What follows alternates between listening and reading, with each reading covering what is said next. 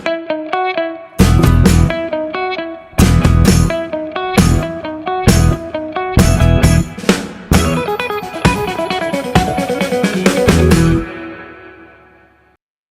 नमस्कार। आपकी न्यूज का एपिसोड 733 है 28 फरवरी 2025। आम आदमी पार्टी चैलेंजिंग द स्टेटस को, shaking up system, creative destruction in the Indian politics, AAP government's leaders in governance and public policy, entrepreneur governance, AAP opposition role responsible fighting for people's issues and boldly resisting the wrong policies. Please follow on X, Aapki News @News AAPKE, and also watch and share our YouTube channel @AKN TV India. Delhi का समाचार। ये दिल्ली का chief minister Rekha Gupta ji कल परसों सदन में सोती हुई पाई है और उसके वीडियो बहुत वायरल हो रहे हैं। प्रियंका कक्कर जो नेशनल स्पोक्स पर्सन है, उन्होंने क्लैरिफाई किया कल कि अरविंद केजरीवाल कोई राज्यसभा नहीं जा रहे हैं, ना वो कोई पंजाब का चीफ मिनिस्टर बनने वाला है। ये सब चीज अफवाह है। तेजेंद्र मारवा जो दूसरों को नॉलेज देते हैं, मतलब प्रवचन देते हैं, उन्होंने एक फेक मार्कशीट बनाया था उनका बेटी के लिए 2012 में, वो एडमिशन कॉलेज में एडमिशन के लिए। तो उसकी वजह से उनको रिजाइन करना पड़ा पार्लियामेंट सेक्रेटरी पोस्ट से, और पुलिस जो है एफआईआर भी फाइल किया है। ये एक जंगपुरा का एमएलए है बीजेपी का, तरविंदर सिंह मारवा। पंजाब का समाचार इस प्रकार है। सीबीएसई का एक पैटर्न है, उस स्कीम के अंदर पंजाब में मेन लैंग्वेज जो पंजाबी है उसको भी शामिल करना चाहिए बोल के उन्होंने हमारा एजुकेशन मिनिस्टर पंजाब का हरजोत सिंह बैंस ने बोला था। और अगर पंजाबी को निकाल देंगे सीबीएसई का सिलेबस से तो वो टॉलरेट नहीं करेंगे हम, उसके बारे में वो बता रहा था। मीनवाइल आम आदमी पार्टी का रोज राज्यसभा एमपी है संजीव अरोरा, उनको राज्यसभा सीट से खाली करा रहे हैं और वो लुधियाना का वेस्ट सीट एमएलए का सीट लड़ेंगे। इसका माने वहां राज्यसभा का एक वैकेंसी हो सकता है, उसमें कौन जाएगा वो स्पेक्यूलेशन है, बाद में पता चलेगा आपको।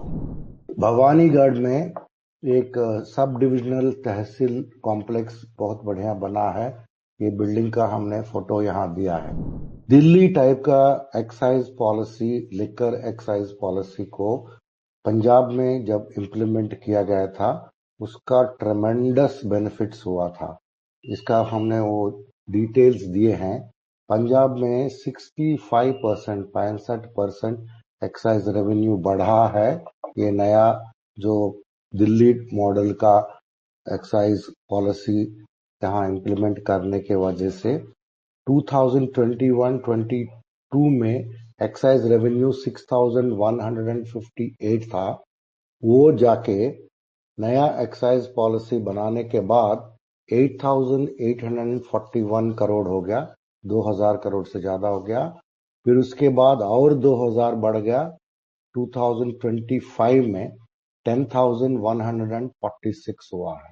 तो ऐसा बढ़ावती होते जा रहा है 2,000 करोड़ का हर साल। ये नया एक्साइज पॉलिसी जो ट्रांसपेरेंट है और जो इफेक्टिव है, इसका कमाल। पंजाब मिनिस्टर ने एक फ्लैग ऑफ किया है 2016 अल्ट्रा मॉडर्न सीवेज मशीन्स को सिटी को क्लीन करने के लिए, रोड्स को सफाई करने के लिए संगरूर में 216 अल्ट्रा मॉडर्न सीवेज मशीन जो सड़क को साफ करती है, पानी से धोती है, ये सब चीज कर सकती है। दिल्ली पंजाब में लेजिस्लेटिव असेंबली में एक मोशन पास किया है, वो कंडेम करते हुए कि डॉक्टर अंबेडकर और शहीद भगवा भगत सिंह जी को तस्वीर दिल्ली का असेंबली में, दिल्ली का चीफ मिनिस्टर और मिनिस्टर्स का रूम्स में हटाने के ऊपर वो कंडेम करते हुए उन्होंने एक मोशन पास किया था असेंबली में। पंजाब पुलिस ने आपको सोच के ताजुब होंगे, पंजाब में 1275 immigration firms across the state उसको उन्होंने रेड किया है। मतलब पंजाब पूरा स्टेट में 1275 सेंटर्स है, वो इमिग्रेशन का काम करते हैं। उन लोगों को कनाडा भेजना, अमेरिका भेजना, ये सब करते हैं। तो उसमें से 24 एफआईआर किया है और 7 लोगों को अरेस्ट किया है। जब से लेके ट्रंप साहब ने 3-3 विमान में लोगों को बेड़ियां लगा के भेज दिए थे, वो कई सारे स्टेट्स के लोग थे। वो कुछ साउथ के भी थे, ज्यादातर गुजरात के थे और हरियाणा पंजाब के थे, लेकिन कोई भी स्टेट गवर्नमेंट अभी तक इतना बढ़िया एक्शन नहीं लिया ताकि यहाँ लोग पहले ना जाए वहां और गलत तरीके से अमेरिका। सेंट्रल गवर्नमेंट ने एक वेल प्लान्ड कॉन्स्पिरेसी बनाई है जो सीबीएसई बोर्ड में लोकल लैंग्वेजेस को मार्जिनलाइज करने के लिए। तो इसके ऊपर हरजोत बैंस जो एजुकेशन मिनिस्टर है, उन्होंने एक नोटिफिकेशन जारी किया कि पंजाबी जो है मैंडेटरी सब्जेक्ट है सभी स्कूल्स में, और उनको एजुकेशनल बोर्ड एफिलिएशन मिले ना मिले, उन लोगों को पंजाबी सिखाना पड़ेगा। तो ये पंजाबी लैंग्वेज को आगे बढ़ाने के लिए एक कदम लिया पंजाब गवर्नमेंट। अभी न्यूज दैट मैटर्स में आते हैं जो काम वाली जो खबर, इसमें फॉरेन इन्वेस्टर्स जो है इंडिया से पूरा पैसे निकाल दे रहे हैं और वो पैसा लेके अमेरिका में या चाइना में इन्वेस्ट कर रहे हैं। लेकिन पीएम मोदी जी बोल रहे हैं कि ग्लोबल ट्रस्ट पूरा इंडिया के साथ है। इंडिया जो है बहुत स्ट्रेंथन कर रही है अपना पोजीशन को ग्लोबली, पूरा विदेश में, पूरा संसार में, ऐसा करके बोल रहे हैं। इसके ऊपर हमने एक यहाँ वीडियो दिया है जैसा आयरनी चल रहा है। बेंगलुरु में वहाँ का जो पेरेंट्स है जिसके बच्चे प्राइवेट स्कूल में पढ़ते हैं, वो लोग अपना प्रोटेस्ट किया था कि वो प्राइवेट स्कूल में बच्चों का फीस हर साल 10 से 15% बढ़ाते जा रहे हैं। और कुछ कुछ स्कूल्स में ये जो स्कूल फीस है बच्चों का 30% भी बढ़ गया है। तो ये मिनिस्टर ने बोला था कि वहाँ का जो उसने एडमिट किया था और उन्होंने बोला कि आप लोग जो है प्राइवेट से निकाल के उनको गवर्नमेंट स्कूल में डालो करके सलाह दे रहा है। स्कूल्स बोल रहे हैं कि हमारा ऑपरेशन कॉस्ट बढ़ गया है, इसलिए हम फीस बढ़ा रहे हैं। नीति आयोग का एक सीईओ था, वो साहब ने केरला में सेटल हो गया, होने का सोच रहे। वो बोल रहा है केरला में हेल्थ और एजुकेशन बहुत बढ़िया है। वो खुद ही नीति आयोग का सीईओ था और वो जाके बोल रहा है कि अपोजिशन पार्टी वहां जो है केरला में उनका काम अच्छा है। एक बीबीसी का प्रोग्राम हार्ड टॉक बोल के है, उसमें बीबीसी का करस्पॉन्डेंट एन राम जो हिंदू का फाउंडर है, पब्लिशर है, उनके साथ फ्रीडम ऑफ प्रेस के बारे में पूछा था। उन्होंने बोल रहा था कि फ्रीडम ऑफ स्पीच का इंडिया में पूरा बत्ता हो गया, वो सही है क्या? एन राम ने बोला बिल्कुल सही है। और अभी तक ये जो बीजेपी का गवर्नमेंट चल रहा है 2014 से, तो वो लोग अभी तक 20 जर्नलिस्ट को मर्डर हो गया है, ये लोग आने के बाद पिछले 10 साल से। इसका इंटरव्यू हमने यहाँ दिया, देख सकते हैं आप। बीजेपी ने 1755 करोड़ पोल कैंपेन में और जनरल प्रोपेगेंडा में खर्च किया था सिर्फ एक साल में। वो है 2023 एंड 2024। ये एक साल के अंदर उन्होंने 1755 करोड़ खर्च किया था ये जनरल इलेक्शंस और प्रोपेगेंडा में। ये ADR, association for democratic reforms, जो एनजीओ ऑर्गेनाइजेशन है, उन्होंने बताया था। कांग्रेस ने 619 करोड़ इलेक्शन में खर्च किया था और सीपीएम, बीएसपी, इसके बाद एएपी, और एएपी ने 22.68 करोड़ खर्च किया था। ये जो 6 नेशनल पार्टीज जो है वो लोग अपना पूरा इनकम डिक्लेयर किया था। जो 6 नेशनल पार्टीज इस प्रकार है: BJP, Congress, Bahujan Samaj party BSP, CPIM, AAP और नेशनल पीपल्स पार्टी एनपीईपी।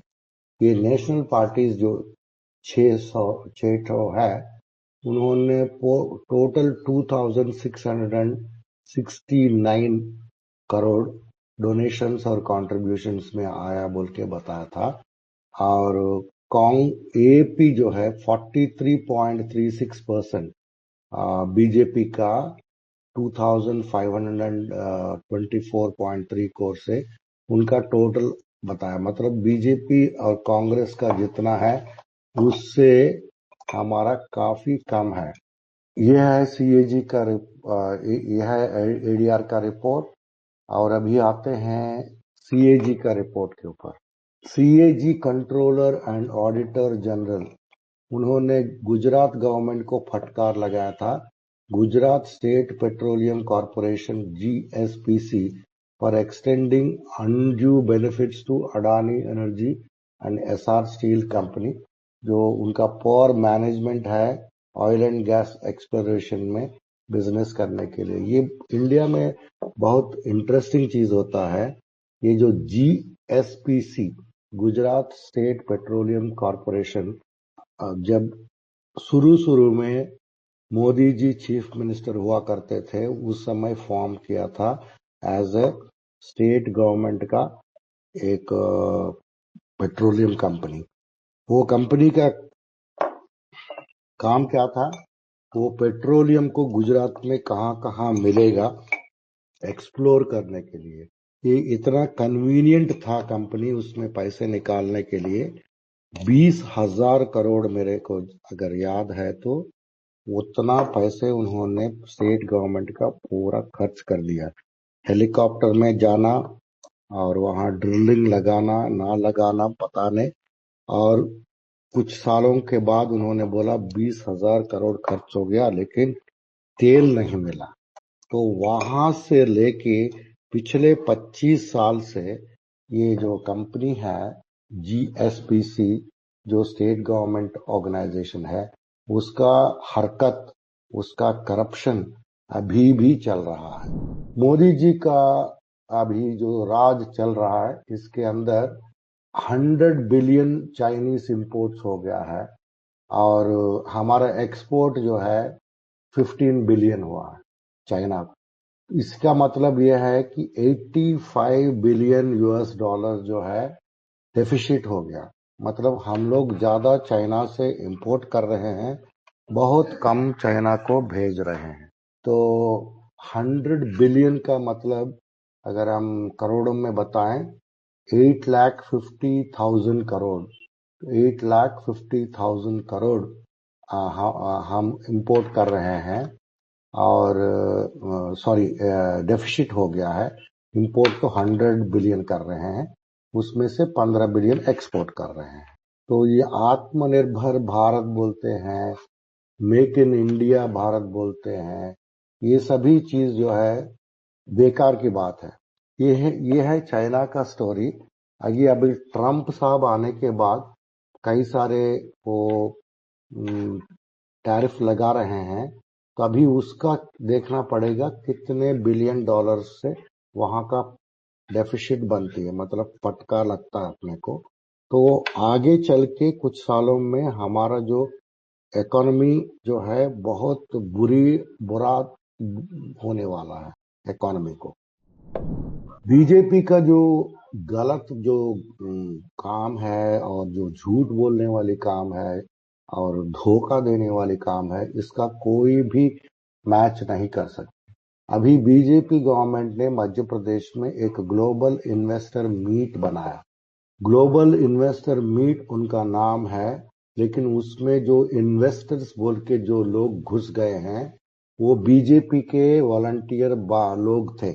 वो लोग आ, पूरा बेगर्स के समान, मतलब भीख मांगने वाले जैसा उनके समान हो गए थे। जब उनका लंच दे रहे थे तो उनका प्लेट छीन रहे थे एक दूसरे से, और वहां कितना हल्ला मचा रहे थे। वैसा कोई सिविलिटी नहीं था। इसका मतलब वो लोग कोई ग्लोबल इन्वेस्टर्स नहीं थे, वो सड़क से पकड़ के लेके आए।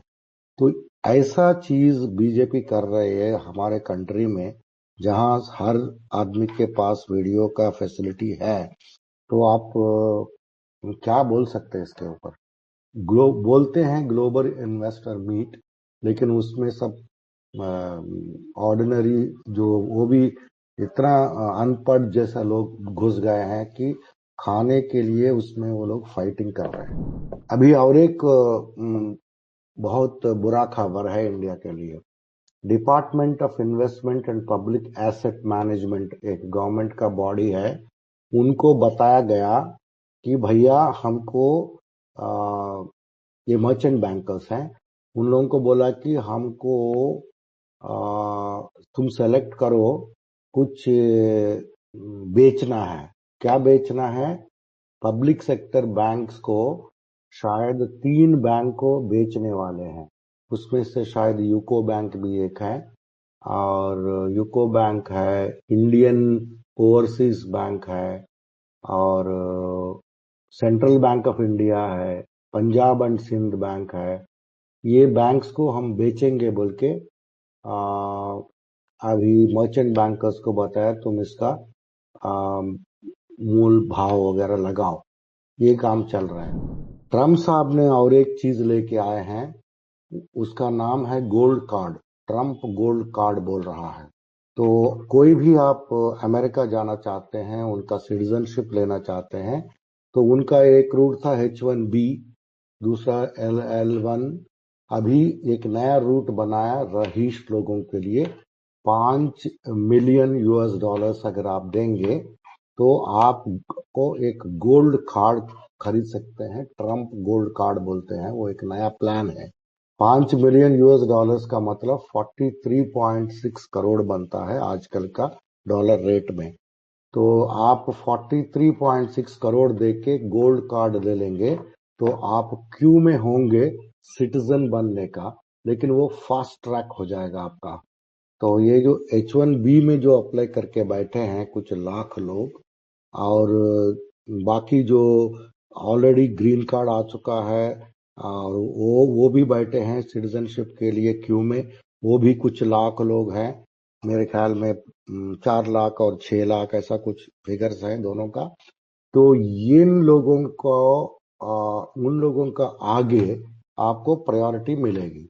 लेकिन ये 43.6 करोड़ एक आदमी के लिए है, मतलब आप पूरा फैमिली 4 या 6 लोग जाना चाहते हैं तो आप उसको मल्टीप्लाई कर सकते हैं। और पहले ट्रम्प साहब बोलते थे कि जब वो इलेक्शन टाइम पे, कि हमने जो है मेरिट बेस्ड लोगों को आना पसंद करते हैं, ऐसा इलीगल इमिग्रेंट्स हमको नहीं चाहिए। मेरिट बेस बोले तो जो पढ़े लिखे हैं और जो हार्ड वर्क करके काम करने के लिए आते हैं, इसका मतलब H1B टाइप लोग, उनको पसंद करते हैं हम। लेकिन वो मेरिट मेरिट बोल के, वो अभी जो भी रईस आदमी है उसके पास पैसे कैसे भी आया हो, वो ड्रग से आया हो, स्मगलिंग से आया हो, कैसे भी आया हो, वो आदमी गोल्ड कार्ड खरीद के अंदर आ सकता है। इसका मतलब क्या होने वाला है, उसका सोशल फैब्रिक आप उसका सोचिएगा अभी तक अमेरिका में जो लोग इलीगल इमिग्रेशन छोड़ के बाकी जो भी आते थे दूसरा कंट्री से, वो लोग बहुत मेहनत करके अमेरिका को बनाते थे, और ये लोग सब मेहनती लोग थे और पढ़े लिखे लोग थे। उसको चेंज करके उन्होंने अभी ड्रग लॉर्ड्स जो भी जिसके पास 200-300 करोड़ है उनको सिटीजनशिप देने वाले हैं। तो इसके ऊपर और बात कर सकते हैं, लेकिन उनका कंट्री है, उनका मामला है। एक फ्रेंच कंपनी है, उन्होंने बेंगलुरु में मेट्रो कंस्ट्रक्शन के ऊपर कंसल्टेंट्स बने थे। तो वो, सॉरी, ये महाराष्ट्र में। फिर उन लोगों को, वो लोग ने कंप्लेन किया था और एम्बेसी को उन्होंने पूछ रहा था, फ्रेंच एम्बेसी को, भाई महाराष्ट्र का जो गवर्नमेंट ऑफिशियल्स है वो बोल रहे कि तुम जो बिल डाल रहे हैं ना उसको और बढ़ा के डालो और थोड़ा हमको दे दो, वैसा बोल रहे थे। वो चीज उनको बेचारे को नहीं मालूम था कि मेट्रो कंस्ट्रक्शन जो कंसल्टेंट्स जो फ्रेंच वाले हैं, तो वो फ्रेंच वाले जो है कंप्लेन कर रहे हैं कि भाई ये क्या हो रहा है यहाँ। तो हमने जो सही बिल डाल रहे ये बोल रहे कि उसको निकाल के बढ़ा चढ़ा के बिल दे दो और हमको भी थोड़ा घूस दे दो। ये है महाराष्ट्र का हालत। डीएलएफ का और रॉबर्ट वाड्रा का कुछ तो संबंध है। उसका बीच में हुआ यह है कि डीएलएफ कंपनी जो है रेगुलरली 2019, 20, 21, 22 में दो दफे ये लोग जो है इलेक्टोरल बॉन्ड्स खरीद रहे हैं डीएलएफ ग्रुप कंपनी के ऊपर।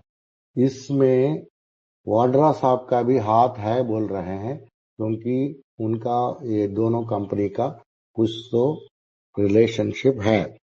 और ऊपर से और एक चीज बहुत ही ब्लेयरिंगली सभी को मालूम है, 2013 में मोदी साहब इतने दफे दामाद जी बोल के वाड्रा साहब के बारे में बताया था, वो जो करप्शन करे और उसको अरेस्ट करेंगे बोल के, पैसा बोल बोल के 2014 में वो आ गया सत्ता पे।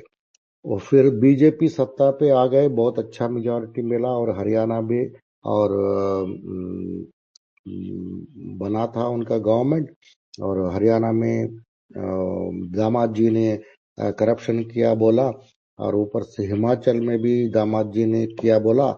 और ये सभी चीजों के ऊपर अभी 11 साल में एक दफे भी उनको इंक्वायरी भी नहीं बिठाया, उनको पूछा तक भी नहीं, अरेस्ट तो बहुत दूर की बात है।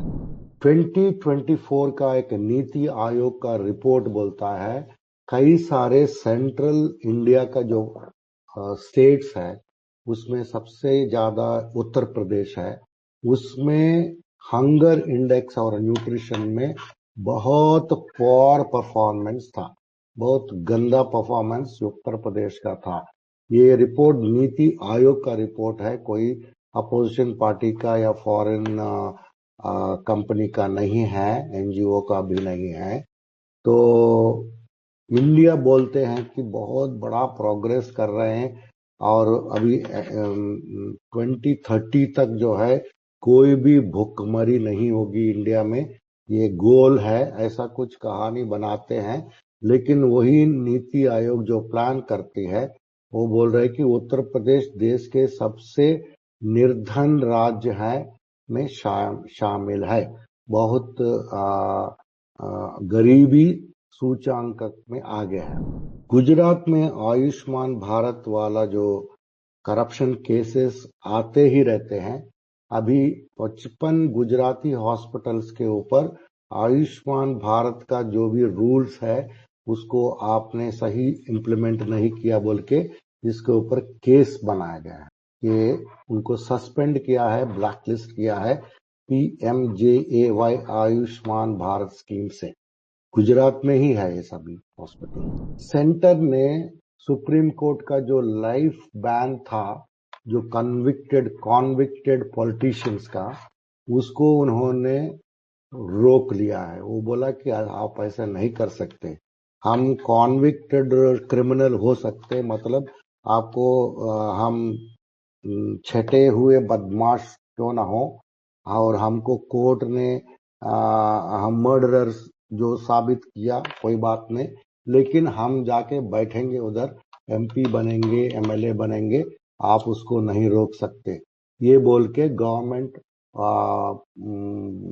आर्ग्यूमेंट कर रहे हैं सुप्रीम कोर्ट के बाद, क्योंकि सुप्रीम कोर्ट ने बोला था कि ये जो ऐसे कॉन्विक्टेड पॉलिटिशियंस रहते हैं उसको लाइफ टाइम बैन लगाना चाहिए।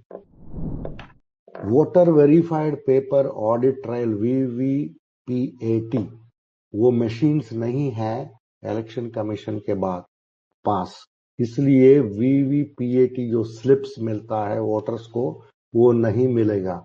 कहाँ? ये हरियाणा में।